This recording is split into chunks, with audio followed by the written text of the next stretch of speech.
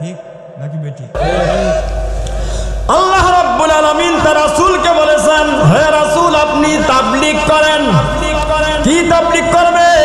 ইয়া আইয়ুহার রাসূল বাল্লিগ মা উনজিলা ইলাইকা মির রাব্বিক। হে রাসূল আপনি জিকির করেন। এইবার চলুন তো আল্লাহ তাআলা পবিত্র কোরআনুল কারীমের মধ্যে আল্লাহর নবীর নাম ধরে এখানে বলেন নাই, শুধুমাত্র বলেছে হে রাসূল আপনি জিকির করেন। প্রতিমধ্যে আমরা দেখেছি আল্লাহ রাব্বুল আলামিন প্রত্যেকটা নবী এবং রাসূলদের নাম ধরে ধরে পবিত্র কোরআনুল কারীমের মধ্যে বলেছেন। যেমন আদম আলাইহিস সালাতু ওয়াস সালামের নাম ধরে ডাক দিয়েছেন ইয়া আদম, মুসার নাম ধরে ডাক দিয়েছেন ইয়া মুসা, ঈসা আলাইহিস সালাতু ওয়াস সালামের নাম ধরে ডাক দিয়েছেন ইয়া ঈসা, এরপর ইয়া ইদ্রিস, ইয়া হারুন। এইভাবে প্রত্যেকটি নবীর নাম ধরে ধরে আল্লাহ রব্বুল আলামিন ডাক দিয়েছেন। কিন্তু আমার আল্লাহ রব্বুল আলামিন বলেছে নবী আপনাকে নাম ধরে ডাক দিতে আমার যেন কেমন কেমন লাগে, এই জন্যে আমি আল্লাহ রব্বুল আলামিন আপনাকে নাম ধরে ডাক দেই নাই। পবিত্র কোরআনুল কারীমের মধ্যে 114টি সূরা 6666টি আয়াত কারিমার মধ্যে এক জায়গার মধ্যে আল্লাহ রব্বুল আলামিন তার নবীকে ইয়া মুহাম্মদ বলে একটা ডাকও দেয় নাই। আল্লাহ রব্বুল আলামিন বলেছেন আমি নবীকে নাম ধরে না ডাক না দিয়া আমি তাকে বলেছি হে নবী ইয়া আইয়ুহার রাসূল, হে রাসূল আপনি তাবলীগ করেন। কি করবেন? ইয়া আইয়ুহার রাসূল বাল্লিগ মা উনজিলা ইলাইকা মির রাব্বিক। আপনার রবের পক্ষ থেকে যাহা কিছু আপনার উপরের মধ্যে নাজিল করা হয়েছে এতে বোঝা যাচ্ছে আল্লাহর পক্ষ থেকে তার প্রতি যাহা কিছু নাজিল করা হয়েছে 63 বছর হায়াতে জিন্দেগীর মধ্যে যেই 23 বছর তার উপরের মধ্যে নবুয়ত নাজিল করা হয়েছে, ওহী চলে আসছে ইয়া রাসূলুল্লাহ নবীজি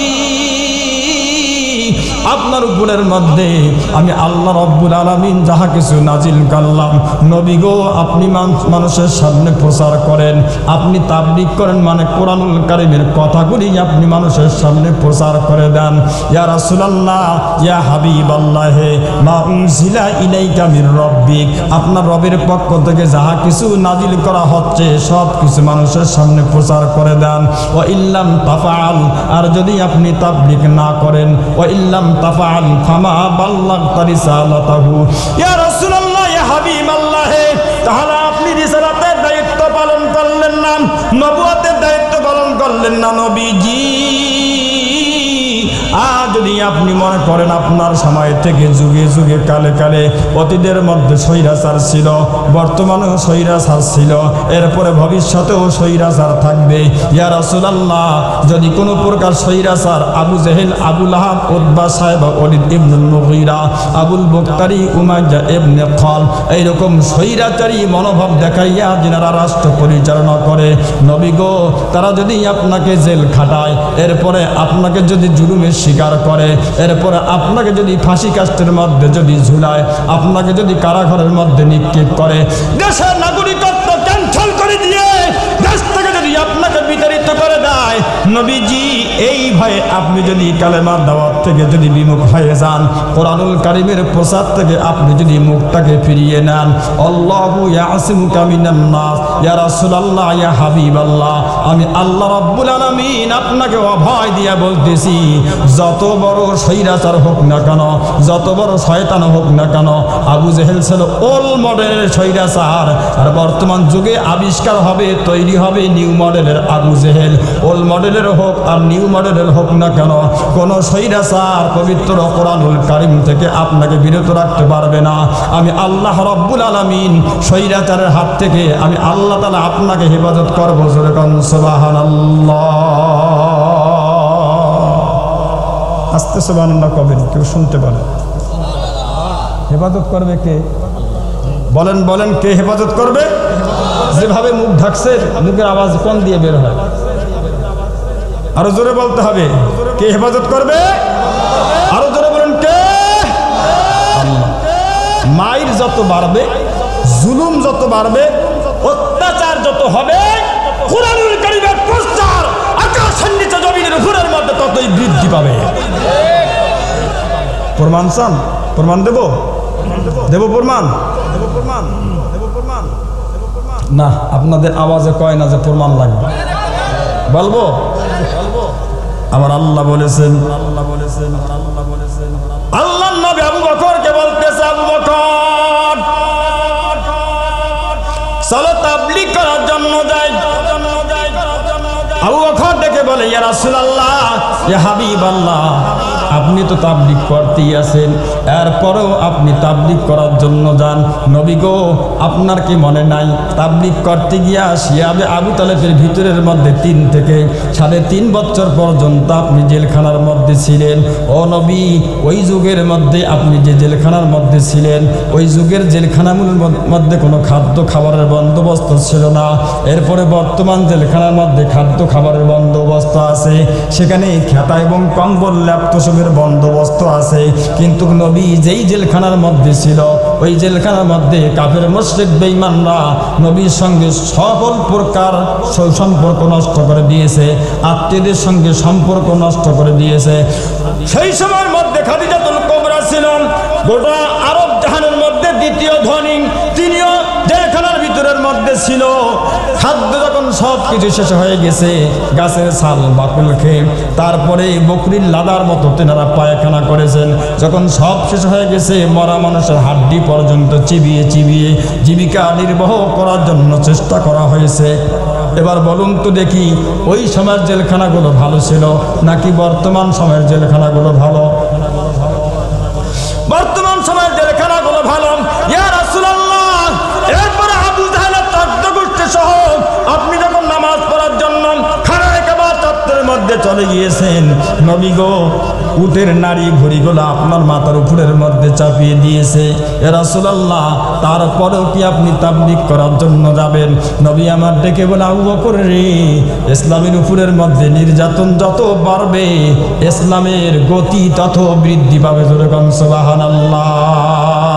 আল্লাহ রাব্বুল আলামিন বলেছেন, আলাম তারা কাইফা দারাবাল্লাহু মাসালান কালিমাতান তাইয়্যিবাতান কাশাজারাতিন তাইয়্যিবাতিন আসলুহা সাবিতুন ওয়া ফারউহা ফিস সামা।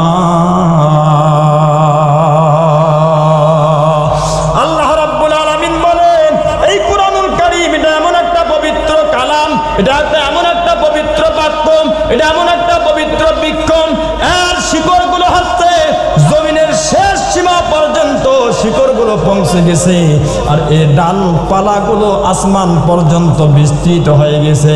নবী আমার ডেকে বলে, এর শিকড় 7 তবক জমিনের নিচ পর্যন্ত। এতে বোঝা যাচ্ছে কালিমার শিকড় 7 তবক জমিনের নিচ পর্যন্ত, আর শাখা প্রশাখা হচ্ছে 7 আসমান পর্যন্ত বিস্তৃত। ইবনে আব্বাস রাইসুল মুফাসসিরিন আব্দুল্লাহ ইবনে আব্বাস জিজ্ঞাসা করতেছে, ইয়া রাসূলুল্লাহ, ইয়া হাবিবাল্লাহ, নবী গো, তাহলে এই শিকড় যে 7 তবক জমিন পর্যন্ত চলে গেছে, তারা কারা? নবী আবার বলে, তারা হচ্ছে আমার গুনাহগার উম্মতেরা। আবার বললেন, ইয়া রাসূলুল্লাহ, তাহলে আকাশের মধ্যে বিস্তৃত হয়েছে ডালপালা, তারা কারা? নবী আমার ডেকে বলে, তারা হচ্ছে আমার গুনাহগার উম্মতেরা। রাইসুল মুফাসসিরিন আব্দুল্লাহ ইবনে আব্বাস বলতেছে, ইয়া রাসূলুল্লাহ, ইয়া হাবিবাল্লাহ, নবীজি,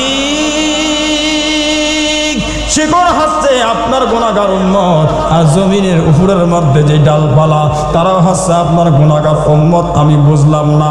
নবী আমার ডেকে বলেন, রাইসুল মুফাসসিরিন আব্দুল্লাহ ইবনে আব্বাস রে, আমার গুনাহগার উম্মত যখন মৃত্যুবরণ করে, তার লাশগুলো যায় জমিনের নিচের মধ্যে, আর তার রূহটা যায় উপরের মধ্যে। যখন মারহাবা। আমার ভাইরা, এইভাবে দেহ যায় জমিনের নিচের মধ্যে, আর রূহটা যায় উপরের মধ্যে, ইল্লিনের মধ্যে চলে যায়, অথবা সিজ্জিনের মধ্যে চলে যায়, দুইটার যে কোনো একটা জায়গার মধ্যে চলে যায়। নবী আমার ডেকে বলে, মনে রাখবে, এইটাকে দমন করার জন্য চেষ্টা করবে যারা, মৃত্যু হবে তাদের কিন্তু ঠেকাইতে পারবে না। তারা কেমনে করে ঠেকাইতে পারবে না? আমাদের দেশের মধ্যে যেমন বড়ই গাছ আছে, বড়ই যখন ধরে, বড়ই পাড়ার পরে, বড়ই যখন সম্পূর্ণ গাছ থেকে যখন পেরে নেয়, তারপরে কিন্তু বড়ার ডালপালাগুলো কেটে দেওয়া হয়। বলেন তো দেখি, বড়ার ডালপালা যদি কাটা হয়, তাহলে বড়ই গাছকে মারা যায়? আম গাছের মধ্যে যদি আম ধরে, আম ধরে 3টা ডাল কেটে দেয় তাহলে কি আম গাছটা মারা যায়? আম গাছটা মারা যায় না। কাঁঠাল গাছের মধ্যে কাঁঠালের ডাল আছে 10টা, তার মধ্য থেকে যদি 3টা কেটে দেওয়া হয় তাহলে কি 10টার থেকে 3টা কাটলে কি কাঁঠাল গাছটা মারা যাবে? কয় না, কাঁঠাল গাছটা মারা যাবে না, বরঞ্চ বড় গাছের ডাল যদি সম্পূর্ণ আপনি কেটে দেন, এই বছরের মধ্যে ফলন যা হয়েছিল আগামী বছরের মধ্যে তার চেয়ে বাম্পার ফলন হবে। কথা বলেন ঠিক কিনা? এই জন্যে মনে রাখবেন, রসুনের পেঁয়াজ যেমন জমিনের মধ্যে লাগান, পেঁয়াজ এমন একটা ফসল, আপনি যদি উপরের মধ্যে এইভাবে পাতাগুলো যদি কেটে নেন তাহলে দেখবেন নিচ থেকে আবার পেঁয়াজ তৈরি হয়েছে। আমার ভাইরা, এই জন্য মনে রাখবেন, আপনি যতইগুলো আলেম ওলামার উপরের মধ্যে নির্যাতন করার জন্য চেষ্টা করেন না কেন, ওনারা মনে করেছে দেলার হোসেন সাইদিকে ফাঁসি কাষ্ঠের মধ্যে ঝুলাইয়া অথবা মৃত্যু জেলখানার মধ্যে রাখিয়া তারপরে দুনিয়া থেকে বিদায় করে দিব, ইসলাম বুঝি বাংলাদেশ থেকে শেষ হয়ে যাবে। এরপরে মনে করেছে মতিউর রহমান নিজামীকে দেশ থেকে বিতাড়িত করে দেব, মৃত্যু দিয়ে দেব, তাহলে বুঝি ইসলাম দমন হয়ে যাবে। মুজাহিদকে দেশ থেকে বিদায় দিয়ে দিব, তবে বুঝি ইসলাম দমন হয়ে যাবে। আল্লাহ রাব্বুল আলামিন বলেন, একজনকে মারবে 10 জন তৈরি হবে, 2 জনকে মারবে 20 জন তৈরি হবে, 30 জনকে মারবে 300 জন তৈরি হবে। এইভাবে করিয়া আপনি যদি 8 লক্ষ মানুষকে যদি মারেন তাহলে 10 লক্ষ মুজাহিদ আল্লাহ রাব্বুল আলামিন তৈরি করে দিবে। এর মানে কালেমার বৃক্ষ এমন একটি পবিত্র বৃক্ষ, এইটা কোনো দিন পর্যন্ত শেষ হয়ে যাবে না। আল্লাহর নবী সাল্লাল্লাহু আলাইহি ওয়াসাল্লাম তিনি এমন একজন লিডার, অনলি ওয়ান পলিটিশিয়ান, এমন একজন ব্যক্তি, এর মানে উনি যত বয়স বাড়ে ওনার কর্মীদের সংখ্যা তত পৃথিবীর মধ্যে বাড়তেই থাকে। কথা কোন ঠিক কিনা? আবু জাহেলের কাছে যাব, সর্বপ্রথম আবু জাহেলের কাছে কালেমার দাওয়াত দেওয়ার জন্য চলে যাবে। আবু জাহেলের কাছে কালেমার দাওয়াত নিয়ে যাবে। আবু বকর জিজ্ঞাসা করতেছে, রাসূলুল্লাহ, ইয়া হাবিবাল্লাহ, নবী গো, আপনি যে আবু জাহেলের কাছে কালেমার দাওয়াত নিয়ে চলে যাবেন, আপনি তো জানেন আবু জাহেল একটা পাক্কা বাটপার, এই সিটারের কাছে, বাটপারের কাছে আপনি দাওয়াত নিয়ে যাবেন, বরং আরও অসংখ্য তার কর্মী বাহিনী আছে, চলেন না তাদের কাছে কালেমার দাওয়াত নিয়ে চলে যাই। তিনি বলতেছে, না, আবু বকর হচ্ছে সবচেয়ে বড় লিডার, এই লিডারটার কাছে আগে কালেমার দাওয়াত নিয়ে চলে যাব। এবার তিনি বললেন, এইজন লিডারের কাছে যাব, লিডাররা যদি এই পৃথিবীর মধ্যে কালেমার দাওয়াত যদি গ্রহণ করে, লিডার যদি শুয়ে পড়ে, কর্মী বাহিনী লিডার যদি রুকুর মধ্যে যায়, তাহলে কর্মী বাহিনী জমিনের মধ্যে শুয়ে পড়বে। কথা কোন ঠিক কিনা? এই জন্যে আগে নেতাদের কাছে দাওয়াত দিতে হবে, নেতা যদি রাজি হয়ে যায়, কর্মী বাহিনী আমরাই জমিনের মধ্যে শুয়ে পড়বেন। আল্লাহ রাব্বুল আলামিন এই জন্য আগে বড় বড় নেতাদেরকে কালেমার দাওয়াত দেওয়ার জন্য বলেছে। রাসূল বলেছে, আবু বকর রে, চলো আমরা তার কাছে কালেমার দাওয়াত দেওয়ার জন্য চলে যাব। এবার বলুন তো দেখি, এই সিস্টেম থেকে আমরা বুঝতেছি, কোনো সময় কোনো নেতা যদি আমাদের মঞ্চের মধ্যে আসিয়া যদি সভাপতি হয় কিংবা প্রধান অতিথি হয়ে তারপরে মঞ্চের মধ্যে যদি বসে থাকে, নেতাদেরকে হিট করিয়া গালমন্দ করিয়া নেতাদেরকে মন খারাপ করে দেওয়া যাবে না, বরং আপনি যদি কোনো রকম পবিত্র কোরআনুল কারীম দিয়া নেতার মগজটাকে যদি আপনি ধোলাই করতে পারেন, ওই নেতা যদি ইসলামের দিকে ঝুঁকে যায়, কর্মী বাহিনী ইসলামের মধ্যে শুয়ে পড়বে। জোরে কথা কোন ঠিক কিনা? এই জন্য আগে তাদেরকে কি করতে হবে? দাওয়াত দিতে হবে। তাদের মগজ ধোলাই যদি আপনি করতে পারেন, তাহলে উনি ইসলামের দিকে ধাবিত হলে ওনার কর্মীরা সবাই চলে আসবে। আল্লাহর নবী সাল্লাল্লাহু আলাইহি ওয়াসাল্লাম এইবার চলে গেলেন, আবু জাহেলের বাড়ির মধ্যে চলে যাবে কালিমা দাওয়াত দেওয়ার জন্য।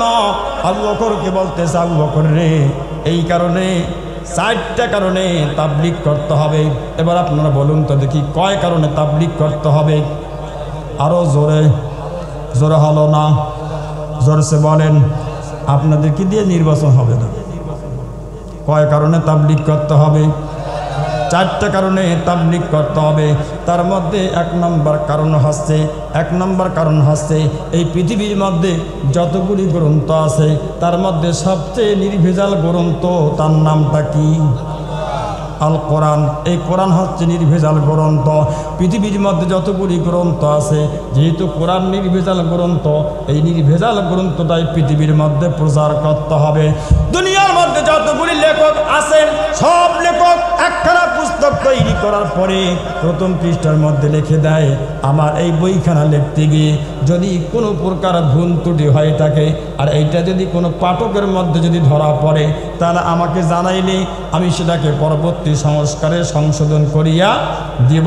আল্লাহ রাব্বুল আলামিন বলেছেন, এটা এমন একটা পবিত্র কোরআনুল কারীম, এইটার মধ্যে কোনো ভেজাল নাই। আলিফ লাম মিম যালিকাল কিতাবু লা রাইবা ফীহি হুদাল লিল মুত্তাকিন। জোরে বলুন তা আল্লাহু আকবার, আরো জোরে বলুন তা আল্লাহু আকবার। আল্লাহ বলেছেন এইটা আছে নির্ভেজাল গ্রন্থ, এতে কোনো সন্দেহ নাই, আর এটা মুত্তাকিনদের জন্য হিদায়াত। 2 নম্বর কারণ হচ্ছে রব্বুল আলামিন বলেছেন এটা মুসলমানদের জন্য হচ্ছে কল্যাণকামী গ্রন্থ। এই কোরআনুল কারীম এটা পৃথিবীর মানুষের জন্য কল্যাণকামী, মুসলমানদের জন্য কল্যাণকামী, হিন্দুদের জন্য কল্যাণকামী, বৌদ্ধদের জন্য কল্যাণকামী, খ্রিস্টানদের জন্য কল্যাণকামী, ইহুদিদের জন্য কল্যাণকামী, নাসারাদের জন্য পবিত্র কোরআনুল কারীম কল্যাণকামী। এর মানে এটা এমন একটি গ্রন্থ, এটা সকলের জন্য, মানুষের জন্য কল্যাণকামী গ্রন্থ।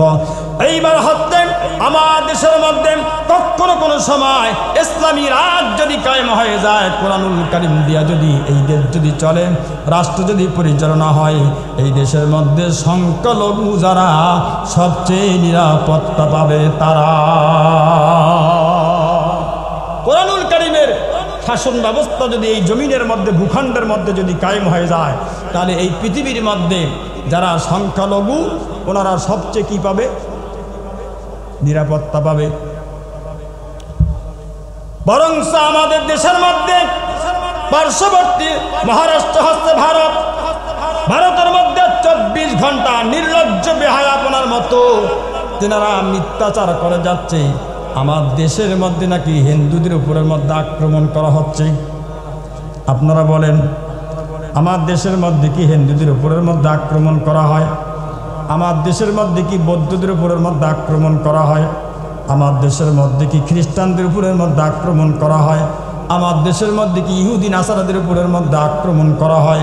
বরং না, পৃথিবীর মধ্যে সবচেয়ে সাম্প্রদায়িক সম্প্রীতির রাষ্ট্র হচ্ছে বাংলাদেশ। এই রাষ্ট্রের মধ্যে মুসলমানরা সংখ্যাগরিষ্ঠ থাকার পরও এই দেশের মধ্যে সংখ্যালঘু যারা, তারা সবচেয়ে নিরাপত্তা পায়। কথা কোন ঠিক কিনা? এর মানে ভারত এমন একটা নির্লজ্জ বেহায়া রাষ্ট্র, তিনারা আমার দেশের মধ্যে দাঙ্গা হাঙ্গামা সৃষ্টি করার জন্য চক্রান্ত করে যাচ্ছে। রাত দিন বেহায়া আপনার মতো তিনারা বলতেছে আমার দেশের মধ্যে নাকি আমরা হিন্দুদের উপরের মধ্যে আক্রমণ করতেছি। আমাদের এই কথাগুলো ইন্টারনেটের মধ্যে চলে যাবে, আমাদের কথাগুলো আকাশে বাতাসে ইতারের মাধ্যমে ভাসতে থাকবে। ভারতের হিন্দুত্ববাদী মোদী সরকারকে আমরা বলতে চাই, আমার বাংলাদেশের মধ্যে একটা হিন্দুর গায়ের মধ্যে ফুলের টেকা দেওয়া হয় নাই, বরং আমার দেশের মধ্যে হিন্দুদের মূর্তি পাহারা দেওয়া হয়, হিন্দুদের মন্দিরগুলো পাহারা দেওয়া হয়। টুপি মাথায় দিয়া ইসলামী আন্দোলনের লোকেরা, ছাত্র শিবিরের লোকেরা, জামাত ইসলামের লোকেরা, এরপরে মসজিদের মুসল্লিরা মাথার মধ্যে টুপি দিয়া আমার বাংলাদেশের মধ্যে হিন্দুদের মন্দির পাহারা দিয়েছেন। কথা কোন ঠিক কিনা? এই নজির পৃথিবীর কোন রাষ্ট্রের মধ্যে নাই। দেখাইতে পারবেন না? চালাক থাকলে শুধু এমনি নরমাল পানি দেন। তাহলে এরপরও বেহায়াপনা নির্লজ্জার মতো তারা এই কাজটা করতেছে। এতে বোঝা যায় পায়ে পাড়া দিয়া যেটাকে ঝগড়া করে, কি পায়ে পাড়া দিয়া ঝগড়া করতেছে। আল্লাহর নবী বলেছেন মুসলমানদের সঙ্গে হিন্দুত্ববাদীদের সঙ্গে একটা যুদ্ধ হবে, তার নাম হচ্ছে গাজওয়ায়ে হিন্দ। গাজওয়ায়ে হিন্দ, এই গাজওয়ায়ে হিন্দের মধ্যে মুসলমানদের মধ্যে 1/3 মুসলমান শহীদ হবে, আর রক্তের বন্যা বয়ে যাবে। এইরকম হাঁটু পর্যন্ত রক্তের বন্যা বয়ে যাবে। মুসলমানরা 1/3 মুসলমান শহীদ হয়ে যাবে। আল্লাহর নবী সাল্লাল্লাহু আলাইহি ওয়াসাল্লাম বলেছেন গাজওয়ায়ে হিন্দ অনুষ্ঠিত হবে। গাজওয়ায়ে হিন্দ বলা হয় কেন? সংক্ষিপ্ত আমি একটা ইতিহাস আপনাদেরকে বলে দেই। এই যুদ্ধকে বলা হয়, একটাকে বলা হয় গাজওয়া, আর একটাকে বলা হয় সারিয়া। সারিয়া ওই যুদ্ধকে বলা হয় যে যুদ্ধের মধ্যে আল্লাহর নবী সরাসরি সশরীরে যুক্ত হয়নি, তিনি ছিলেন না, ওইটাকে বলা হয় সারিয়া।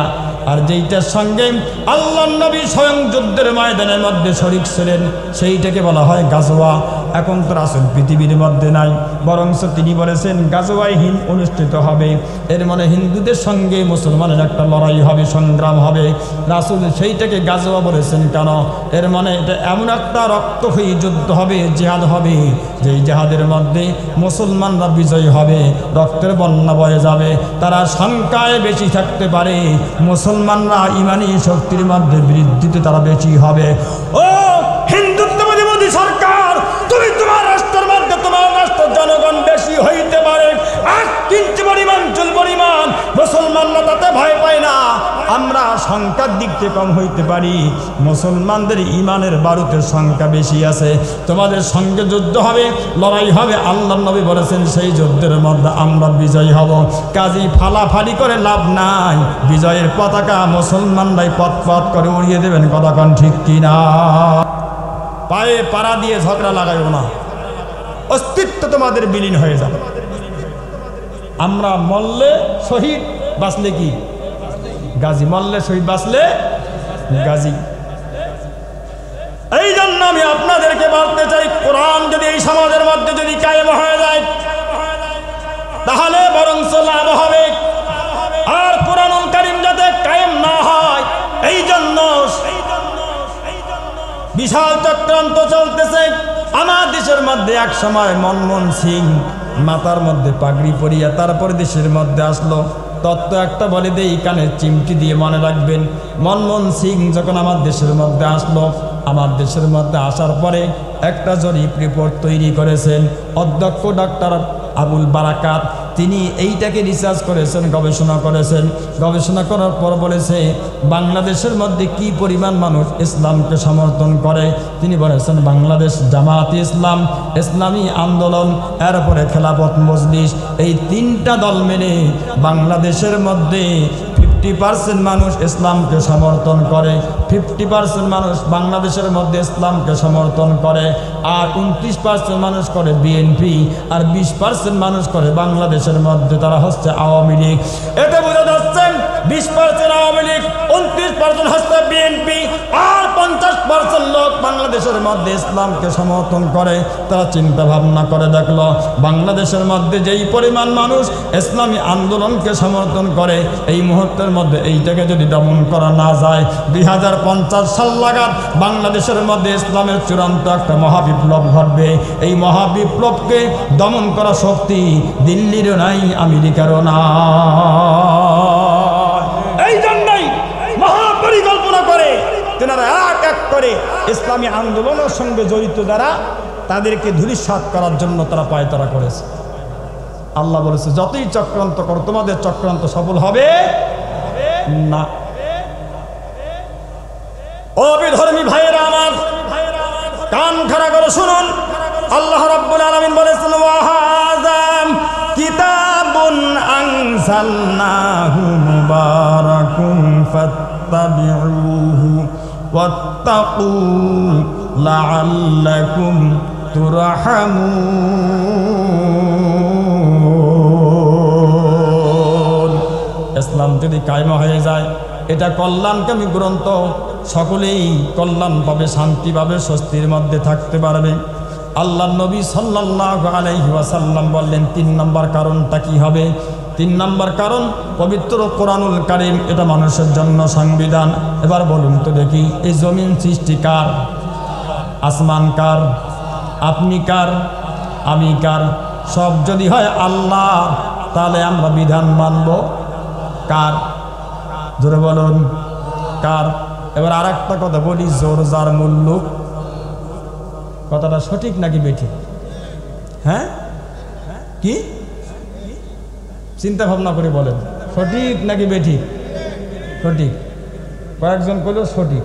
এবার আপনারা আরো কিছু লোক মন্তব্য দেন, সঠিক নাকি বেঠিক? সঠিক। বেঠিকের পক্ষে কেউ আছেন? হাত উঁচা করেন যারা বেঠিক। বেঠিক একজন পাইলাম, দুইজন, আর কয়েকজন বলল সঠিক নাকি? এবার শুনুন, জোর যার মূল্য, জোর যার মূল্য তার। একজন টের পাইছে,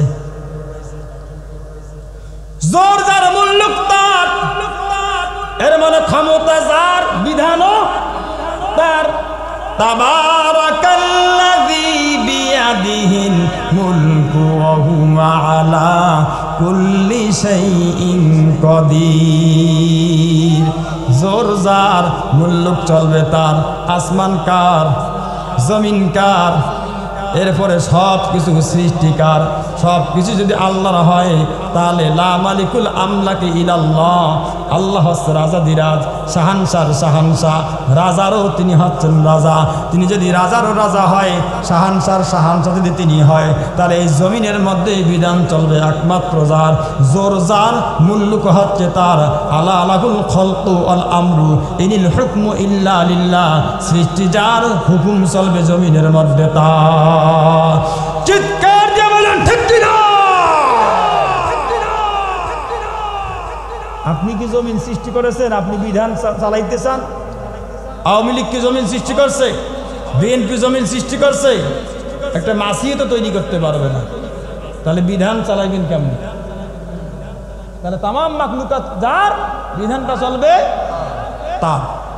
এইটা হচ্ছে জোর যার মুল্লুক তার। কিন্তু কথাটা ওনারা উল্টা পাশে নিয়ে গেছে। আমার দেশের মধ্যে আগেও তো লেখাপড়া ছিল, এখনো আছে। আছে না লেখাপড়া? আগে ছিল না? আগের লেখাপড়া এখনকার লেখাপড়া কি এক না? আসমান আর জমিনের পার্থক্য। এই যে আগের হুজুরা আছে বসা, জিজ্ঞাসা করেন বাচ্চা কাচ্চাকে যখন নিয়ে গেছে, এখন তো তাফসির শোনার মানুষ নাই। যদি গাল গপ্প করতে পারেন দেখবেন মানুষের কোনো অভাব নাই। কিন্তু তাফসির মাহফিল হবে, ওই জায়গায় আপনি লোক তেমন পাবেন না। কিন্তু গাল গপ্প যে একেবারে আমরা পারি না তা না। এমন ওয়াজ করব যেই ওয়াজ না আছে আসমানে, না আছে জমিনে, না আছে কোরআনে, না আছে হাদিসে। পারি না? কানের মধ্যে আঙ্গুল দিয়ে শুরু করবে, ঘোরাতে চড়িয়ে মর্দ হাঁটিতে লাগিল, 6 মাসের রাস্তা মর্দ 3 দিনই গেইল। লাখে লাখে স্বর্ণ মরে কাতারে কাতার, সুমারও করিয়া দেখে 3500। লাখে লাখে স্বর্ণ মরছে কাতারে কাতারে, গণনা করিয়ে দেখে কত। এসা গাঞ্জাখুরি গল্প আরো আছে। প্রথম বিসমিল্লাহ বলি, কলম লই লেখে আল্লাহর নাম, মুসলমানকে জানাই সালাম, হিন্দুকে প্রণাম। আরো আছে বঙ্গ, আরো আছে বঙ্গ, হইল ভঙ্গ স্বাধীনতার দান, ভাগ্য কাছে দেখা দিল বৈশাখী তুফান। নামটি সোনার বাংলা, নামটি সোনার বাংলা, হইল চাঙ্গা শোনেন ভাই বেরাদার, এই শুকনা মাছের ঘরে যেমন বিড়াল চৌকিদার, আবার টেক্কা খা। কয় আল্লাহ। এইরকম গাল গপ্প আছে না নাই? যেরকম আছে না নাই? আছে। পাবলিক ওইটাই শোনার জন্য তাক লাগিয়ে থাকে। বাপরে বাপ, এত বড় হুজুর! এইটাই বুঝি দেশের সবচেয়ে বড় হুজুর। আমার দেশে এইরকম কিসসা কাহিনী ভওতাবাজির ওয়াজও চলে। আগে বাচ্চাদেরকে নিয়ে যাইতো স্কুলের মধ্যে দিয়ে, মাদ্রাসার মধ্যে দিয়ে, গার্ডিয়ান বলে আসতো হুজুর এই যে আমার ছেলেটা আপনার কাছে দিয়ে গেলাম হুজুর মানুষ করিয়া, তারপরে আপনি বাড়ির মধ্যে দিয়ে যাইবেন। হুজুর এই বাচ্চাটা আপনার কাছে দিলাম, গোস্তগুলো আপনার আর হাড্ডিটা হচ্ছে আমার। এই কথা বলতো কি না? আগে মারধর খাওয়ার পরও তারা মানুষের মতো মানুষ হয়েছে। কিন্তু এখন দেখবেন বাচ্চাদের উপরের মধ্যে যদি একটু আঘাত করা হয়, পরের দিন শিক্ষকের নামে মামলা হয়। প্রত্যেকটা প্রাইমারি স্কুলগুলো সুন্দর করে চমৎকার করে সাজিয়েছেন, ফলে ফুলে দেওয়ালের মধ্যে অনেক রং সং দিয়া ভক্ত চক্কর করিয়া সাজিয়েছেন। ওই জায়গার মধ্যে ওয়ার্ড লাগছে, অঙ্ক, ইংরেজি, বাংলা, নানান কিসিমের ভাবে সুন্দর করে চাকচিক্য করে সাজিয়েছে, একদম ঝাঁকড়ানোর মতো, যাতে করে এক নজরে দেখার পর বাচ্চারা বাড়ির কথা সব কিছু ভুলে যায়। এবার সে জায়গার মধ্যে এখন শিক্ষকরা বলে, আন্নায় কেতাবে পড়া হইবে এবার দেওয়ালে। আর নয় কেতাবে। পড়া হবে কি? এখন পড়া হবে দেওয়ালে। এদিক ওদিক তাকালে ডাং হবে কপালে। যদি এদিক ওদিক তাকান তাহলে ডাং কোথা হবে? কপালে। এবার গার্ডিয়ান চিন্তা করতেছে সর্বনাশ, কোন জায়গার মধ্যে ছেলেকে দিলাম, এই ছেলে তো ওই জায়গার মধ্যে আর লেখাপড়া তেমন পারে না। গার্ডিয়ান এবার বাড়ির মধ্যে আসে, মাথার মধ্যে বালিশ দিয়ে এবার গার্ডিয়ানও লেখা শুরু করছে, কপাল ভিজিল মোর চোখের জলে। সর্বনাশ, বাচ্চা কি পড়াইলাম, এই পড়া দিয়ে তোর কাম হচ্ছে না। আমার ভাইয়েরা মনোযোগ সহকারে শুনুন, আমার আল্লাহ রাব্বুল আলামিন বলেছেন এইটা হচ্ছে সংবিধান। জোরে বলুন কি সংবিধান? মানুষের জন্য আল্লাহ রাব্বুল আলামিন সংবিধান করে তৈরি করলেন। ওয়া ইন্নাহু লাযিকরুল লাকা ওয়া লিকাওমিকা ওয়া সাওফা তুসআলুন। জোরে বলুন তা আল্লাহু আকবার। আর একবার জোরে বলুন তা আল্লাহু আকবার। আল্লাহ রাব্বুল আলামিন বলেছেন নবী এই কোরআনুল কারীম আপনার জন্য সংবিধান, আপনার জাতির মানুষগুলোর জন্য আমি আল্লাহ রাব্বুল আলামিন সংবিধান করে পাঠিয়েছি। এই জন্যই কোরআনুল কারীমের প্রচার তাবলীগ আপনাকে করতে হবে। ইয়া রাসূলুল্লাহ, ইয়া হাবিবাল্লাহ নবীজি, 4 নম্বর হচ্ছে পবিত্র কোরআনুল কারীম। এটা হচ্ছে রোগের প্রতিষেধক, এটা হচ্ছে মানুষের জন্য শেফা। যত রোগ আছে তার থেকে মুক্তি দিবে।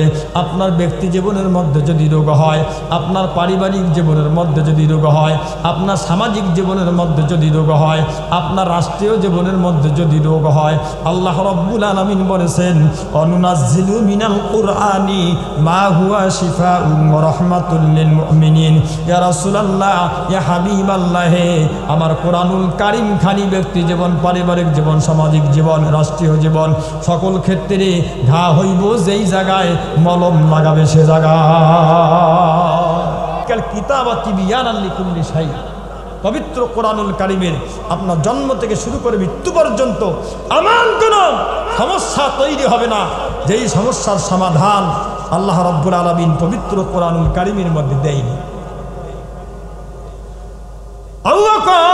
এই জন্যই পবিত্র কোরআনুল কারীমের তাবলীগ করতে হবে। হুজুর কোন জায়গা যাবেন?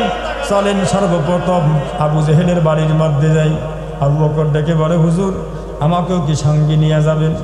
রাসূল বলে আবু বকর রে, তোমার কি সাহস সেরকম হবে? কয় যে হ্যাঁ হুজুর আমাকে নিয়ে যান। আবু বকরকে সঙ্গে নিয়ে আবু জেহেলের বাড়ির মধ্যে আল্লাহর নবী চলে গেলেন। দরজার মধ্যে গিয়ে এইভাবে খটখট শব্দ করতেছে, ঘর থেকে ভেতর থেকে বলতেছে কে? বলতেছে আপনার ভাতিজা আব্দুল্লাহর বেটা মোহাম্মদ। কেন এই সময়ের মধ্যে আসলেন? এবার বলতেছে চাচা আপনার জন্য কিছু দামি হাদিয়া নিয়ে আসছি, মূল্যবান অনেক বড় বিশাল হাদিয়া নিয়ে আসছি। তিনি বলতেছেন তাই নাকি? কয় যে হ্যাঁ। আবু জাহেল তার স্ত্রীকে বলতেছে, স্ত্রীর নাম হচ্ছে নাকারা। নাকারা মানে হচ্ছে অনির্দিষ্ট। 14টা বিয়ে হয়েছিল আবু জেহেলের সঙ্গে। বিয়ে হওয়ার আগে তার বউয়ের 14টা বিয়ে হয়েছিল। এর মনে চরিত্রের কোনো বালাই নাই। মন চাইলেও তো সংসার করলো, মন যদি না চায় সংসার ত্যাগ করিয়া আর একজনের সঙ্গে ঈদগামে বাগুন না করে। এমন চরিত্রহীনা মহিলা আমাদের দেশের মধ্যে আছে না? আছে না? যারা পরকিয়া করে আছে? অবশ্য পরকিয়া করার মতো মহিলা আপনাদের মৌলবী পাড়ায় নাই। এরা তো মৌলবী পাড়ায়, আবার এখানে থাকবো কে ওই রকম মহিলা? এখানে ঈদগামে বাগুন না করার মতো কোনো বেটি নাই। কয় যে তাড়াতাড়ি দরজা খুলে দে। কেন? আমার ভাতিজা আসছে। কি জন্যে? আমার ভাতিজা আমার জন্য বিশাল হাদিয়া নিয়ে আসছে, দরজা খুলে দে। আবু জেহেল ছিল একটু লোভী প্রকৃতির, তিনি একটা লোভী মানুষ ছিল। আমার দেশের মধ্যে দেখবেন নেতারা সব সময় যারা ইসলামী আইন চায় না, ইসলাম যার কাছে ভালো লাগে না, মানব রচিত আইন দিয়ে যেনারা রাষ্ট্র পরিচালনা করতে হয়, এমন নেতা যারাই হবে তারাই একটু লোভী প্রকৃতির হয়। এরা যখন নির্বাচন আসে পোস্টারের নিচের মধ্যে লিখে দেয় জনগণের সেবা করার সুযোগ দিন। এরপরে যখন জনগণ সেবা করার সুযোগ দিয়ে দেয়, তারপরে ক্ষমতার মধ্যে যাওয়ার পরে নিজের আখের গোছানো আরম্ভ করে। কথা কন ঠিক কিনা? যেই যায় লঙ্কায় সেই হয় হনুমান, কারে কি যে বলি ভাই সকলই সমান। একমাত্র কোরআনের নীতি আদর্শ ছাড়া যারা রাষ্ট্র পরিচালনা করার জন্য যাবে, ওই সবটিরই একে আবু জাহেলের দশা। এরা হচ্ছে লুবি প্রকৃতির, জনগণের কথা বলিয়া তারা নিজের পেট পূজা করার জন্য যায়। ঠিক নাকি বেঠিক? এমন নেতা অবশ্য আমাদের বাংলাদেশে নাই, নাই নাই নাই। এমন নেতা আমার দেশে আছে, এটা সোনার বাংলা। এইবার আবু জাহেলের বউ দরজা খুলে দিয়েছে। দরজা খোলার পর আব্দুল্লাহ বেটা মোহাম্মদ ঘরের ভিতরের মধ্যে যখন গিয়েছে, আবু জাহেল দৌড় দিয়ে আসছে, ভাতিজা দে, তুমি নাকি আমার জন্য বিশাল হাদিয়া নিয়ে আসছো, হাদিয়াটা দাও। কয় যে চাচা, এই হাদিয়া আপনার হাতের মধ্যে দেওয়া যাবে না। ভাতিজা তাহলে হাদিয়াটা কোথায় দেবে? পকেটের মধ্যে দেবে নাকি? পকেটটা বের করে দিয়েছে। ভাতিজা হাদিয়াটা পকেটের মধ্যে দাও। এবার বলতেছে, না ভাতিজা, চাচা এই হাদিয়া পকেটের মধ্যে দেওয়া যাবে না। চাচা তাহলে হাদিয়াটা কোন জায়গার মধ্যে দেবেন? ব্যাগ নিয়ে আসবো নাকি? না চাচা, এই হাদিয়াটা ব্যাগের মধ্যেও দেওয়া যাবে না। তাহলে কোথায় দেবে? এবার আল্লাহ নবী সাল্লাল্লাহু আলাইহি ওয়াসাল্লাম বলতেছেন, হুয়াল্লাযী জাআলা লাকুমুস সামআ ওয়াল আবসারা ওয়াল আফইদাতা লাআল্লাকুম তাশকুরুন।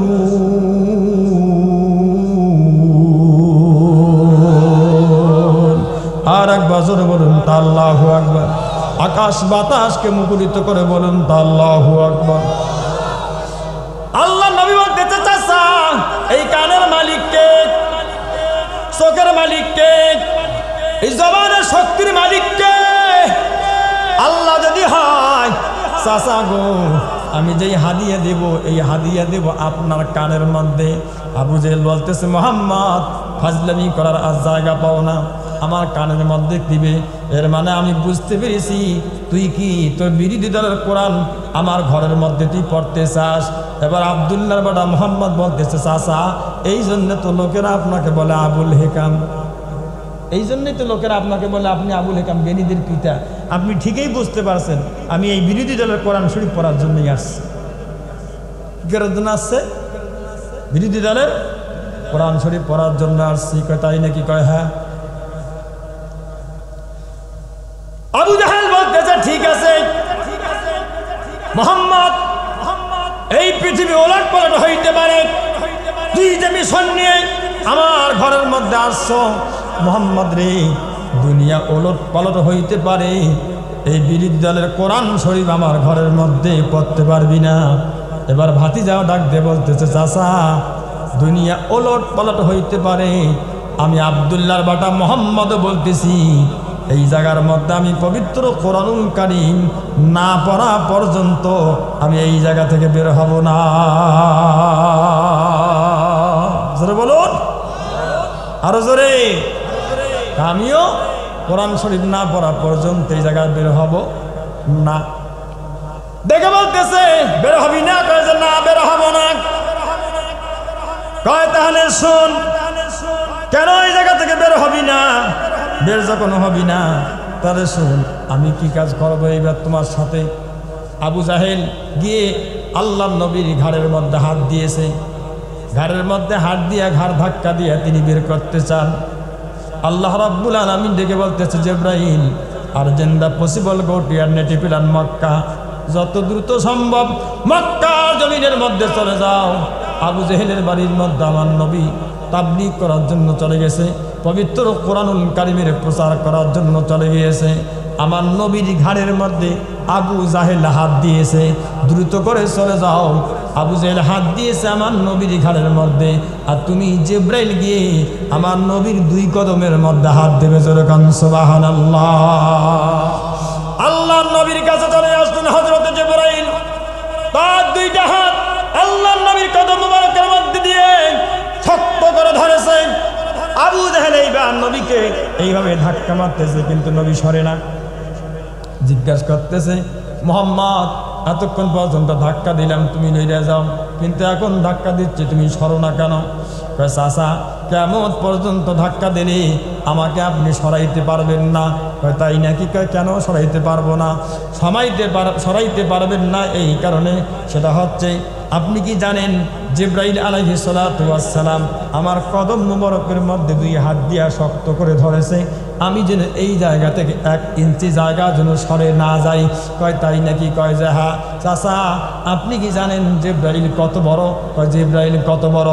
জিবরাইল হচ্ছেন তামাম মাখলুকাতের মধ্যে যতগুলি সাগর আছে, এরপরে পাহাড় আছে, আটলান্টিক মহাসাগর, এরপরে প্রশান্ত মহাসাগর, এরপরে নদী নালা খাল বিল হাওর যত কিছু আছে, সবগুলোর মধ্যে যে পানিগুলো আছে, সব পানিগুলো এক জায়গার মধ্যে আনার পরে যদি জিবরাইলের হাতের মধ্যে দেওয়া হয়, এই পানিটা তার হাতের তালুর মধ্যে পড়বে।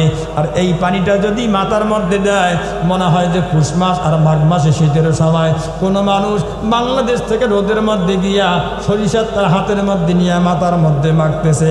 সমস্ত পানিগুলো যদি হাতের তালুর মধ্যে দিয়ে মাথার মধ্যে যদি দেয়, তাহলে কিতাবের মধ্যে আসছে এই পানিটা যতটুকু মাথার মধ্যে পড়েছে, মাথার তালুটা শুধুমাত্র ভেসবে, একটা ফোঁটা পানিও জমিনের মধ্যে পড়ে যাবে না। এতে বোঝা গেল জিবরাইল কতটুকু হবে। এতটুক? আরো বড়? দেখে দেন তো কত বড় হবে। হ্যাঁ, এই লোকে ধরছে। এবার বড় শিয়ানা যেটা, সেটাকে আবু জাহেলের পক্ষে নাকি রাসূলের পক্ষে? আপনাদের পক্ষে, কোরআনের পক্ষে থাকবে যারা সবচেয়ে শক্তিধর যারা, তারাই থাকবে, আল্লাহ থাকবে তার পক্ষে। আবু জাহেল সরাইতে পারতেছে না। ভাতিজা তুই কি যাবি না? চাচা আমি তো এই জায়গা থেকে যাব না। তাহলে কি করার? কোরআন পড়েই তারপরে আমি যাব। ভাতিজা কোরআন শরীফ যদি পড়তে হয়, তুই কি আমার মান সম্মান খাবি? আমি হচ্ছি বড় নেতা, আমার বাড়ির মধ্যে ঘরের মধ্যে আসিয়া তুই যদি কোরআন শরীফ পড়িস, বাহির থেকে লোকেরা যদি টের পায়, লোকেরা বলবে যে আবু জাহেলের বাড়ির মধ্যেই কোরআন শরীফ পড়তেছে, তাহলে আমাদের তো আর কি? হ্যাঁ, নেতার ঘরের মধ্যে কোরআন শরীফ পড়লে সম্মান কি থাকে? সম্মান তো থাকে না। এইবার বলতেছে ভাতিজা তাহলে ঠিক আছে, পড়বি যখন তা আস্তে আস্তে পড়। কেমনে? আস্তে আস্তে পড় ভাতিজা, কেউ যেন না শোনে।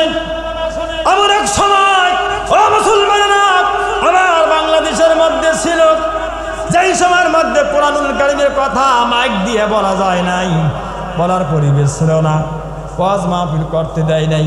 ওয়াজ মাহফিল করলে সমস্যা, ডেস্ক দিয়া সাউন্ড বক্স দিয়ে তারপরে আপনি ঘরের ভিতরের মধ্যে, এরপরে কনফারেন্স হলের ভিতরের মধ্যে আপনি করতে পারবেন, বাইরের মধ্যে করতে পারবেন না। নানান অজুহাত তৈরি করেছিল। এতে বোঝা যায় আবু জাহেলের থিওরি আর এই নেতাদের থিওরি সাওয়া সাওয়া, মানে সমান সমান। কথা কোন ঠিক কিনা? ওই যুগের মধ্যে আবু জাহেল ছিল ওল্ড মডেলের নেতা, আর এরা হচ্ছে নিউ মডেলের আবু জাহেল। এর মনে 2 জাহেলেই হচ্ছে সমান। এই জাহেল আর ওই জাহেলের মধ্যে কোনো তফাৎ নাই। উনি হচ্ছে সেই আরব আয়ামে জাহিলিয়াত যুগের হচ্ছে বড় নেতা, আর এগুলো হচ্ছে ডিজিটাল যুগের আবু জাহেল। কথা কোন ঠিক কিনা? এইবার তিনি পড়া আরম্ভ করলেন। ভাতিজা পড়বি যখন তখন পড়। এইবার ভাতিজা পড়া আরম্ভ করলো।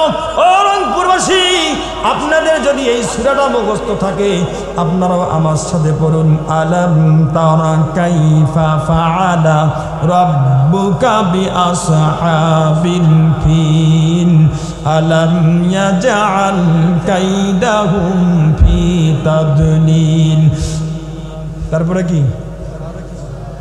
ওয়ারসালা আলাইহিম তায়রান আবাবিল তারমিহিম বিহিজারাতিন মিন সিজ্জিল ফাজআলাহুম কাআসফিন মাকুল। আরো জোরে জোরে বলুন তো আল্লাহু আকবার। আবু জাহেলের চোখ বড় বড় হয়ে গেছে। মোহাম্মদ রে, কোথায় পাইলি তুই এই ঘটনা? কোন জায়গা থেকে পাইলি? কয় কেন? কয় তোর জন্মের আগে তো এই ঘটনা ঘটছে। মোহাম্মদ রে, এই ঘটনা তুই কেমনে জানলি? কয় চাচা, আপনি তো আপনার ভাতিজাকে চিনতে পারেন নাই। আপনি আপনার ভাতিজাকে চিনতে পারেন নাই। ও চাচা, আপনি কয় বছর থেকে নেতা? আপনি তো নেতা আপনার জন্মের পরে। আপনি কি এটাও জানেন আর আমি নেতা হচ্ছি আপনার জন্মেরও আগে? সুবহানাল্লাহ। আমি নেতা হচ্ছে আপনার জন্মেরও আগে, আর আপনি নেতা হচ্ছেন আপনার জন্মের পরে। আমি হচ্ছি আপনার আগে। আপনি নেতাকে কয়জন চেনে? আর আমি নেতাকে আদম আলাইহিস সালাতু ওয়াস সালাম থেকে শুরু করে ঈসা আলাইহিস সালাতু ওয়াস সালাম পর্যন্ত সবাই আমাকে চেনে। তাহলে আপনি কি পরিমাণ নেতা? আমাকে সবাই নেতা হিসেবেই জানে। ও চাচা, আপনি হয়তো জানেন না আমি নেতা। এই পৃথিবীর মধ্যে কোন সময় থেকে আমি নেতা হয়েছি আবার আল্লাহ রাব্বুল আলামিন সেই কথা পবিত্র কোরআনুল কারীমের মধ্যে বলে দিয়েছেন, ওয়া ইয ক্বালা ঈসা ইবনু মারইয়াম ইয়া বানি ইসরাঈলা ইন্নী রাসূলুল্লাহি ইলাইকুম মুসাদ্দিকান লিমা বাইনা ইয়াদাইয়া মিনাত তাওরাতি ওয়া মুবাশশিরাম বিরাসূলিন ইয়াতি মিন বা'দি ইসমুহু আহমদ। আরো জোরে বলুন আল্লাহু আকবার। চাচা, আমি যখন পৃথিবীর মধ্যে আসি নাই তখন আমার নাম ছিল আসমানের মধ্যে আহমদ। সকল নবী এই খবর দিয়ে গেছে আহমদ পৃথিবীতে আসতেছে। ও চাচা, আমি যখন জমিনের মধ্যে আসছি তখন আমার নাম হচ্ছে মোহাম্মদ। চাচা গো, আপনি কি জানেন আসমানের মধ্যে আহমদ কাকে বলা হয়? আসমানবাসীর মধ্যে সবচেয়ে প্রশংসাকারী যিনি বেশি, ওই ব্যক্তিকেই বলা হয় আহমদ। আর জমিনের মধ্যে আসার পরে সবচেয়ে প্রশংসিত যিনি, তাকেই বলা হয় মোহাম্মদ। চাচা, আমি আসমানে ছিলাম প্রশংসাকারী, আর জমিনের মধ্যে আসার পরে আমি হচ্ছে সবচেয়ে প্রশংসিত ব্যক্তি। সুতরাং আমি যে নেতা, এটা আগে থেকে আমি নেতা। আর আপনি নেতা হচ্ছেন আমার জন্মের পরে, এমনকি আপনার জন্মের পরে আপনি হয়েছেন নেতা, আর আমি নেতা হয়েছি আপনার জন্মের আগে। আমি নেতা হয়েছি আপনার জন্মের আগে। এই জন্যে আপনাকে ছেলে কয়জন আমার সম্পর্কে আপনার ধারণা নাই। খুদা মদাহা ফরিনে মোস্তফা বস মোহাম্মদ হামিদে হামদো খুদা বস মোহাম্মদ আজ তুমি খুহাম খুদা রা खुदाया आज तो इश्क़े मुस्तफ़ा रा नदारम है चेगुना तू शायरा बुजुजला तक न तू मिर रहमतिल्लाह गुफ्त खुदा बंदा आखे असराफू रहमते आज खुदाए ला तक न तू। যেরকম মারহাবা ইয়া রাসূলুল্লাহ ইয়া হাবিবাল্লাহ। নবী গো, আপনি আমাকে চিনতে পারেন নাই, আমাকে আগে থেকেই চেনেন। এবার জিজ্ঞাসা করতেছে, ভাতিজা, তাহলে এই ঘটনা কোরআনুল কারীম তুমি কোথায় পাইলে, কার কাছ থেকে তোমরা শুনলে? এবার আল্লাহর নবী বলতেছে, শুনুন তাহলে আমি কার কাছ থেকে শুনছিলাম। ওমা ইয়ানতিকু আনিল হাওয়া ইন হুয়া ইল্লা ওয়াহয়ুহা আল্লামাহু শাদীদুল কুওয়া যু মিররাতিন ফাস্তাওয়া ওয়া হুয়া বিল উফুকিল আ'লা সুম্মা দানা ফাতাদাল্লা ফাকানা কাবা কাউসাইনি আও আদনা ফাআওহা ইলা আবদিহি মা আওহা। ও চাচা, এই কোরআনুল কারীম আমি একা একাই বলি নাই। আমার কাছে আমার উস্তাদ যিনি, তিনি হচ্ছেন আমার আল্লাহ। জিবরাইল আলাইহিস সালাতু ওয়াস সালামের মারফতে এই পবিত্র কোরআনুল কারীমের ঘটনা, এই সূরা ফিলের ঘটনা, এই হাতির ঘটনা আমার আল্লাহ রব্বুল আলামিন আমার কাছে বলে দিয়েছেন। যেরকম সুবহানাল্লাহ। ভাতিজা, পড়া শেষ? কয়েছে হ্যাঁ। সোরে না শুনে ধর্মের কাহিনী, ওর কাছে তাবলীগ করতেছে, কোরআনের দাওয়াত দেয়। ও জিজ্ঞেস করে, ভাতিজা তাহলে বুঝলাম তোমার আল্লাহর কাছ থেকে এটা আসছে, পড়া কি শেষ? কয়েছে না, আরো আছে।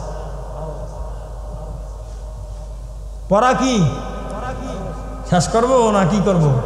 একটা বাজে না আপনাদের কষ্ট হচ্ছে আমি বুঝতে পারতেছি। হ্যাঁ হ্যাঁ শেষ করব।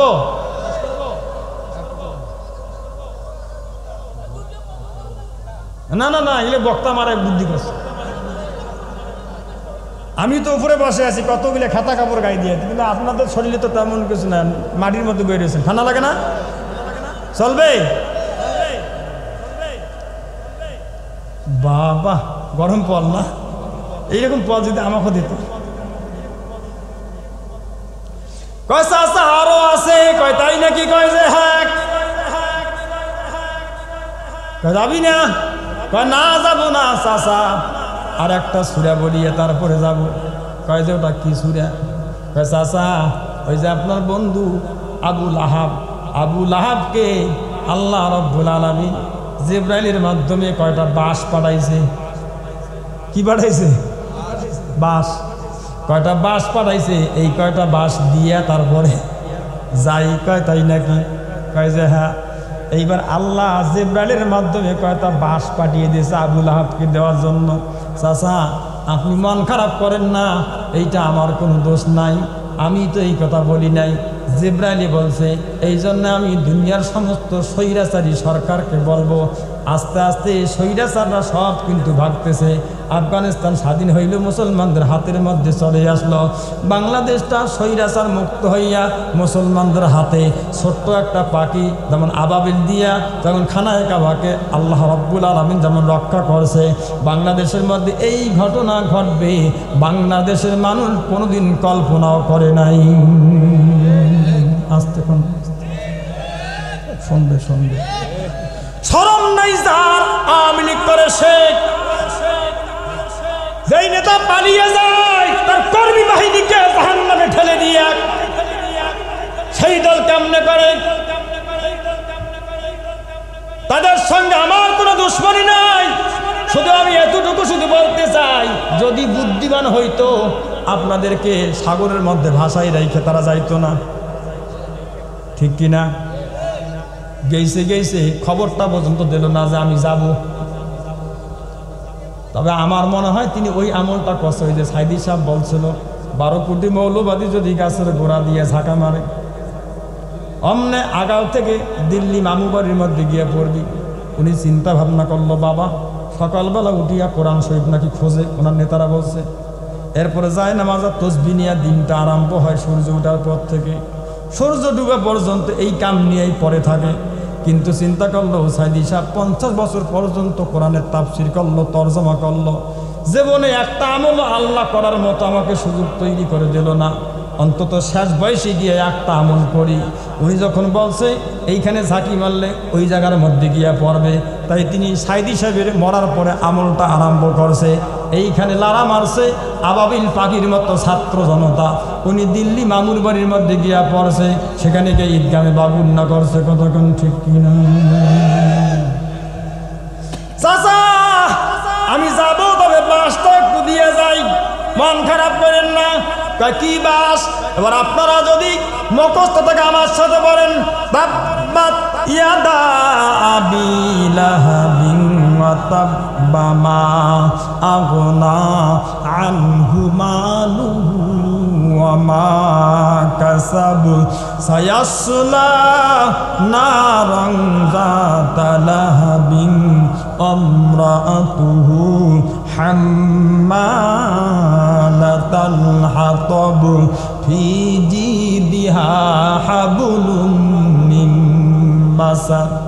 আবু জেহেলের কাছে আর তর্জমা করা লাগে নাই, তাফসীর করা লাগে নাই, কারণ আবু জেহেল যেই দেশের মধ্যে বসবাস করে সেই দেশের ভাষা হচ্ছে আরবি। এইটা পড়ার সাথে সাথে আবু জেহেলের চোখ কারাঙ্গার মতো হয়ে গেছে। কয় তুই কি কইলি?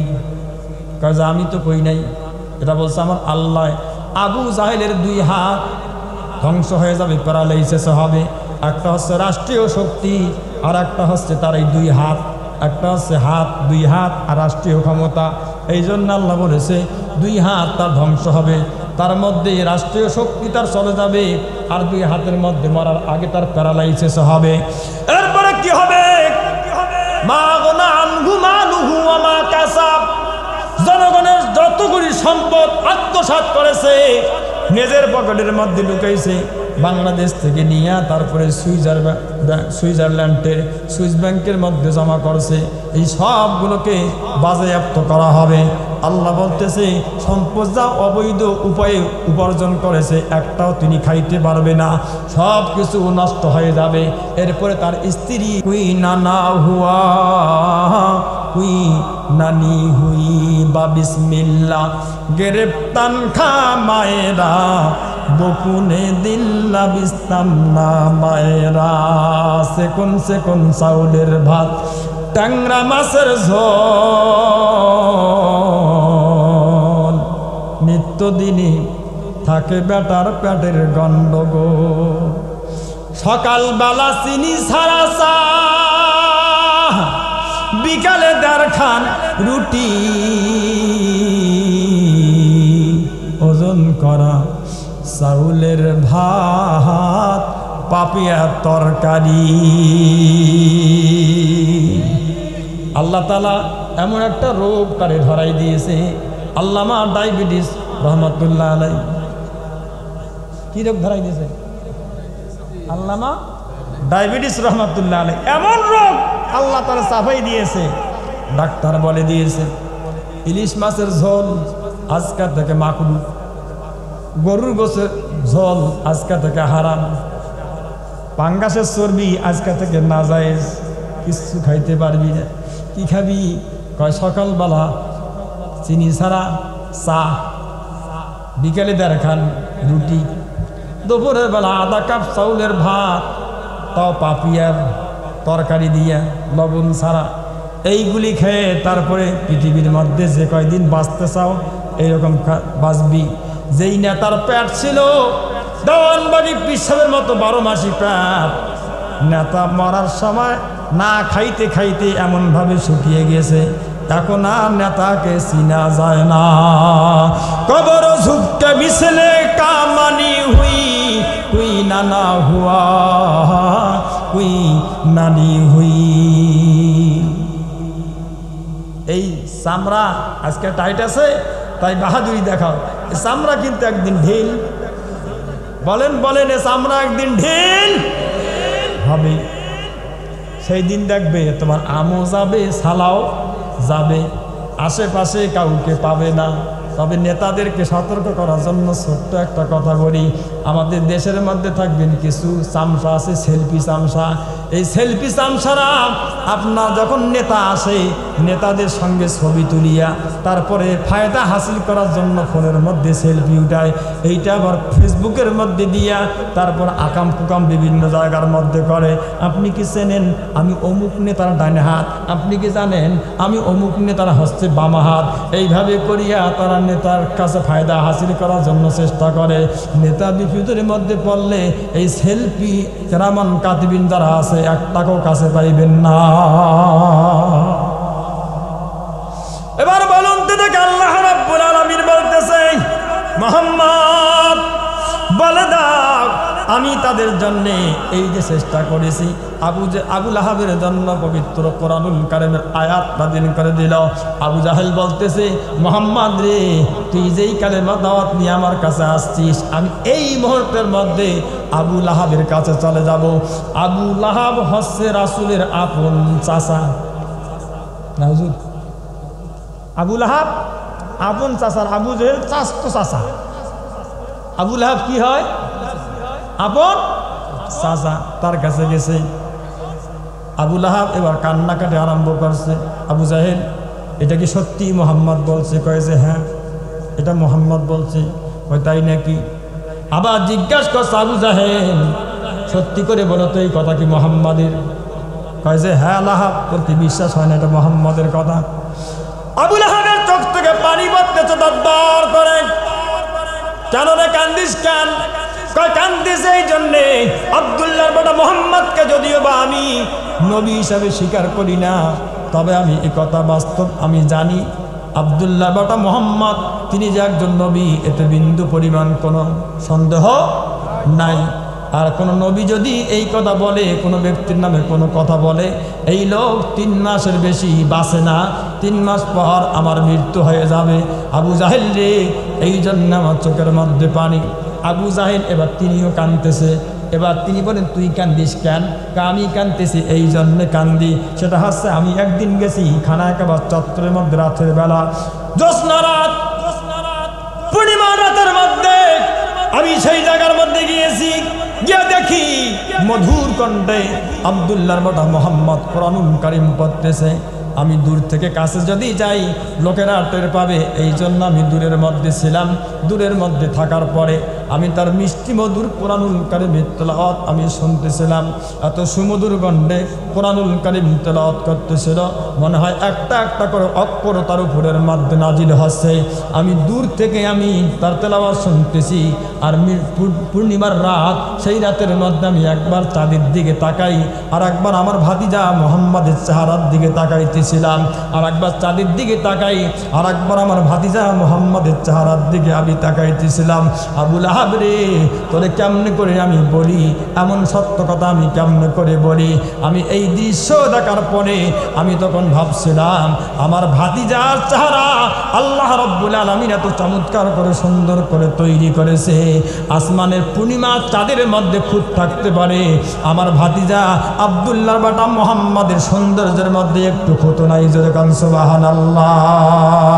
जैसे सीरत वैसे सोरत हुस्न यूसुफ है जमाल, क्या करो तारीफ तेरा सब जमालो सब कमाल। কাফার মুশরিক বেঈমানদের মুখ থেকে এই কথা তারা বলতে বাধ্য হয়েছে যে আমার ভাতিজা সত্যি তিনি নবী, আমার ভাতিজার মতো নেতা পৃথিবীর মধ্যে আর কেউ নাই। এই কথা দুজনেই স্বীকার করেছে। দুশ্মনী করো কেন তাহলে? কয়েছে এইটাই তো সমস্যা, দুশ্মনী করে এই কারণে, তাহলে যদি আমি আমাদের নেতাগিরি চলে যায়। কারণ আব্দুল্লাহ মোহাম্মদ জীবনে কোনোদিন মিথ্যা কথা বলে নাই, আমানতের খেয়ানত করে নাই।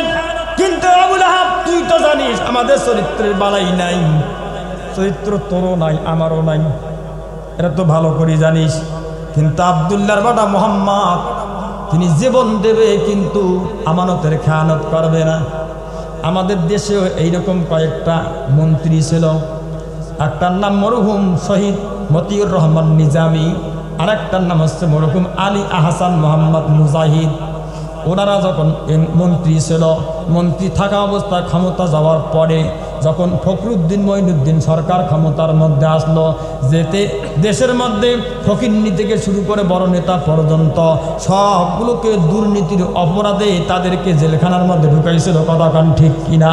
কিন্তু এই দুই মন্ত্রীর পুঙ্খানুপুঙ্খানুভাবে তাদের অনুবীক্ষণ যন্ত্র দিয়া তারপরে তাদেরকে তাদের দুর্নীতি খোঁজার জন্য চেষ্টা করেছে। আল্লাহর কোরআনুল কারীম হাতের মধ্যে নিয়ে বলতেছি, তাদের একটাও দুর্নীতি মঈনুদ্দিন ফখরুদ্দিন বের করতে পারে না।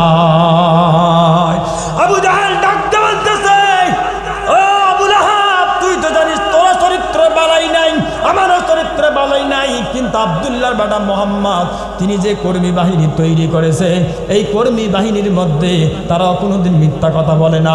মোহাম্মদের যেমন চরিত্রের মধ্যে কোনো কলঙ্কের দাগ নাই, তার কর্মী বাহিনীর কলঙ্কের মধ্যে কোনো দাগ নাই। মোহাম্মদের যেমন চরিত্রের মধ্যে কলঙ্কের স্পট পড়ে নাই, তার সাহাবায়ে কেরাম যারা আছে তাদেরও চরিত্রের মধ্যে কলঙ্কের স্পট পড়ি নাই। সুতরাং আমরা এই জন্য তো ওই পথ থেকে আমরা দূরে থাকতে চাচ্ছি। সেটা হচ্ছে তার দিকে যত মানুষ যায় তার চেহারার দিকে আকৃষ্ট হইয়া তার কোরআনুল কারীম তেলাওয়াত শ্রবণ করার পরে মানুষগুলো একটা একটা করে পর্যায়ক্রমে মুসলমান হয়ে যাচ্ছে। তাহলে একবার যদি এই ক্ষমতা আবু জাহেল রে তাহলে মোহাম্মদের হাতের মধ্যে চলে যায়, মনে রাখবি কশ্চিন কালেও তুই আবু জাহেল আর আমি আবুল আহাব কোনোদিন নেতা হইতে পারবো না। এই জন্য তাদেরকে মারধর করিয়া জেল জুলুমের ভয় দেখিয়া তাদেরকে জেলখানার মধ্যে আমরা ঢুকাই রাখি, অথবা নাগরিকত্ব ক্যান্সেল করে দিয়া তারপরে দেশ থেকে সরানোর জন্য আমরা ষড়যন্ত্র করি। তাদের সঙ্গে অন্য কোনো মামলা মোকদ্দমা আমাদের নাই, একটাই মাত্র দুশ্মনী, সেটা আছে যদি ক্ষমতা হাতছাড়া হয়ে যায়। মুহাম্মদের সঙ্গে আবুল আহাব আর আবু জাহেলের দুশ্মনী কি নিয়া? ক্ষমতা যদি হাতছাড়া হয়, ক্ষমতা যদি হাতছাড়া হয়, এই জন্য মুহাম্মদের সঙ্গে দুশ্মনী, আর কোনো দুশ্মনী না। আবুল আহাব বলতেছে, আবু জাহেল বলতেছে, আবুল আহাব রে একবার দুইবার নয়, মুহাম্মদকে 54 বার হত্যা করার জন্য আমি চেষ্টা করেছি, কিন্তু হত্যা করতে পারি নাই। চল দুইজনে মিলে এবার আমরা হত্যা করার জন্য যাব। এবার মুহাম্মদকে হত্যা করার জন্য চলে যাবেন। এবার চিন্তা ভাবনা করতেছি কেমনে করে হত্যা করার জন্য যাবে।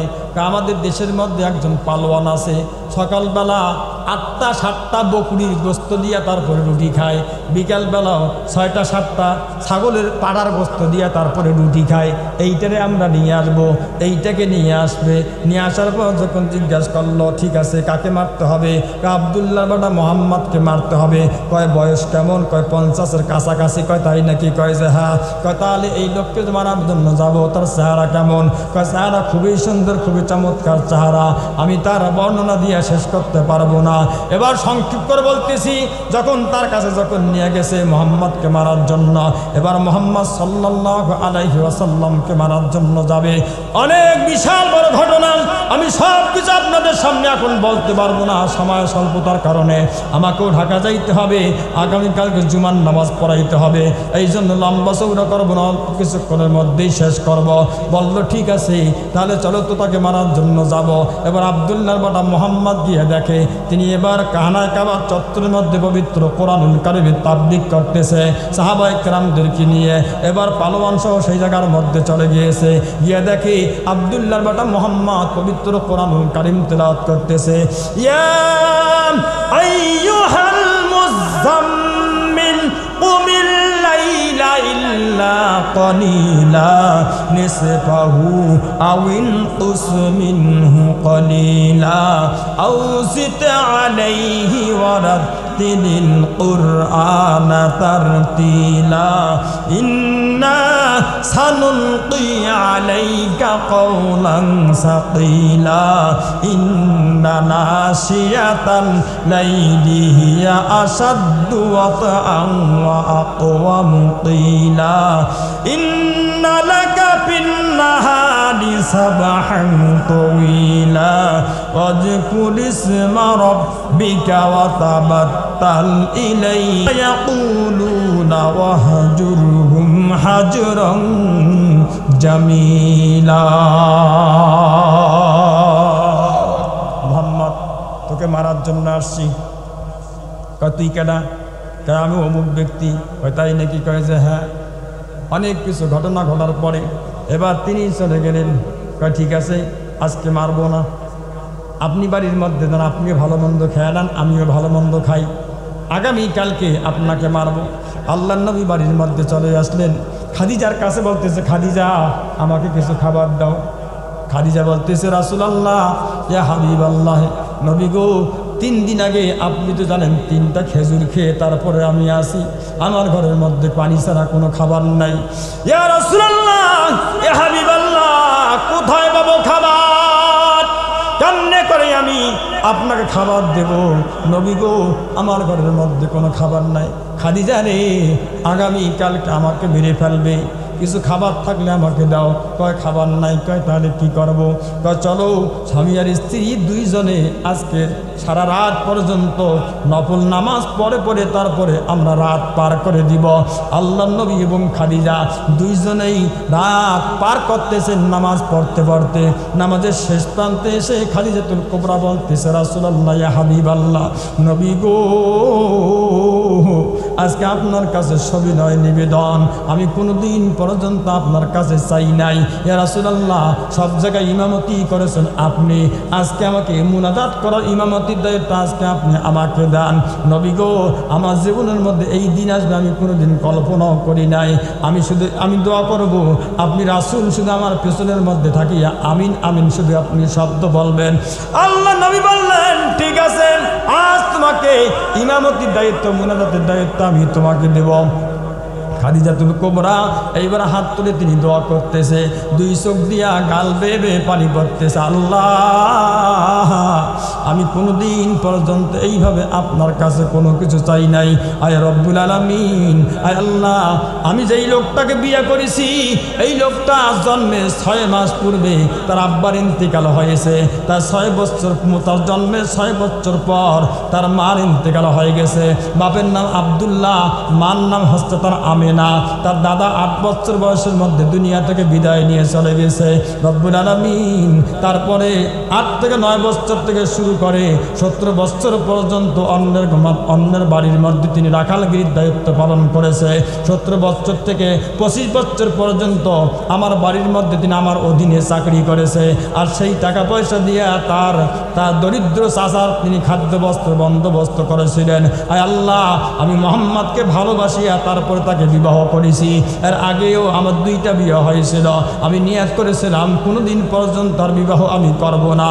আয় রব্বুল আলামিন, মোহাম্মদের প্রেমের মধ্যে পড়ে গিয়া আমি খাদিজা তাকে বিয়ে করেছি।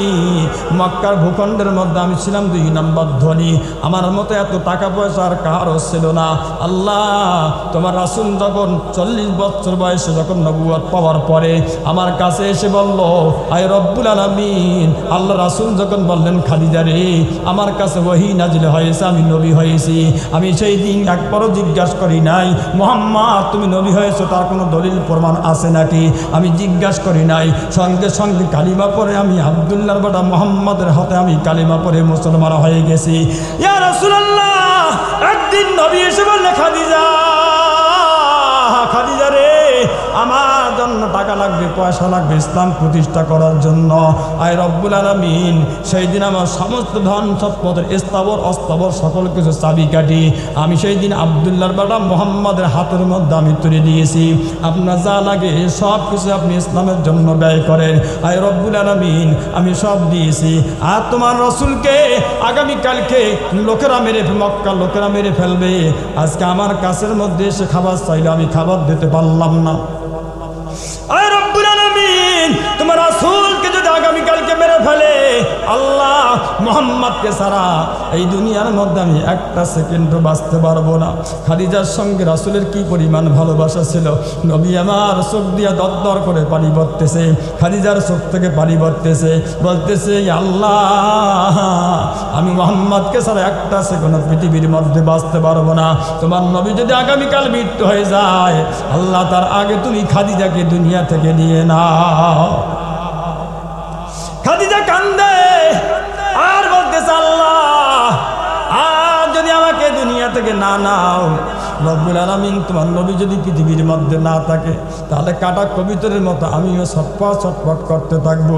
এইভাবে যখন দোয়া করতেছে, এক পর্যায়ে নবী বেহুশ হয়ে জমিনের মধ্যে পড়ে গিয়েছেন।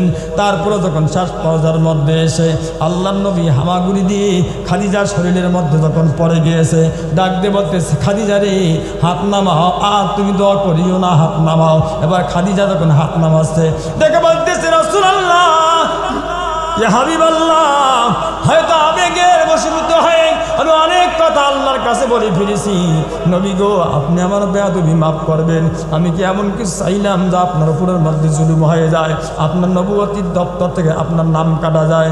ইয়া রাসূলুল্লাহ, আল্লাহর রাস্তায় আপনি আমার বেয়াদবি মাফ করেন। নবী আমার ডেকে বলতেছে না রে খাদিজা, না। রাসূলের শরীর থেকে মুক্তা দানার মতো ঝরঝর করে ফোঁটা ফোঁটা পানি পড়তেছে, মুক্তা দানার মতো। নবী আবার ডেকে বলতেছে খাদিজা, চিন্তা করো না, তোমার দোয়া আল্লাহ রাব্বুল আলামিন তোমার দোয়া কবুল করছে এমনটা নয়। তুমি যে বলেছো আমার জন্য মৃত্যু হয়ে যায় তোমার মুহাম্মাদের আগে, না না, তুমি যেই রাসূলের মৃত্যুর জন্য তুমি ভয় পাইতেছ, না জানি তোমার রাসূলের কোনো প্রকার ক্ষতি করে বসে কাফের মুশরিক বেঈমানরা, এই জন্য তুমি কান্নাকাটি করতেছ।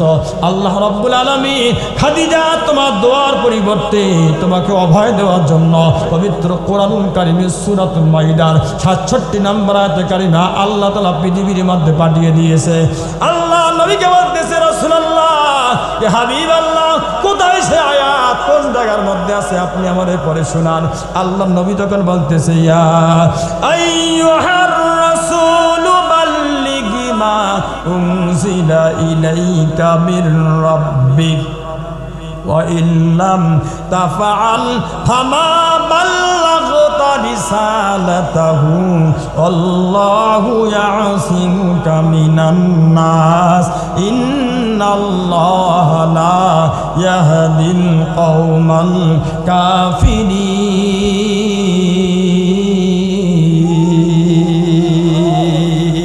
আল্লাহ খাদিজা তোমার কথার উপর ভিত্তি করিয়া আল্লাহ বলেছে আল্লাহু ইয়াসিমুকা মিনান নাস, শয়তানের শয়তানি থেকে, চক্রান্তকারী চক্রান্ত থেকে, কাফেরদের দুষ্কৃতি থেকে আল্লাহ রাব্বুল আলামিন আমাকে অভয় দিয়েছেন। আমার আল্লাহ বলেছেন নবী আপনি নির্ভয়ে নির্দ্বিধায় কোরআনুল কারীমের তাবলীগ করেন, প্রচার করেন। আমি আল্লাহ রাব্বুল আলামিন বললাম কাফেররা আপনার একটা পশমও ক্ষতি করতে পারবে না। নবী আপনার কোনো ভয় নাই, চিন্তা করেন খাদিজা আপনার কোনো ভয় নাই, আপনার রাসূলের কিছু হবে না। সুতরাং এই পৃথিবীর মধ্যে যারা এখনো পর্যন্ত এই কোরআনুল কারীমের প্রচার করবে তাদেরও কোনো ভয় নাই, তাদের কেউ ভয় করতে পারবে না। হায়াতের মালিক কে? আল্লাহ। মৌতের মালিক কে?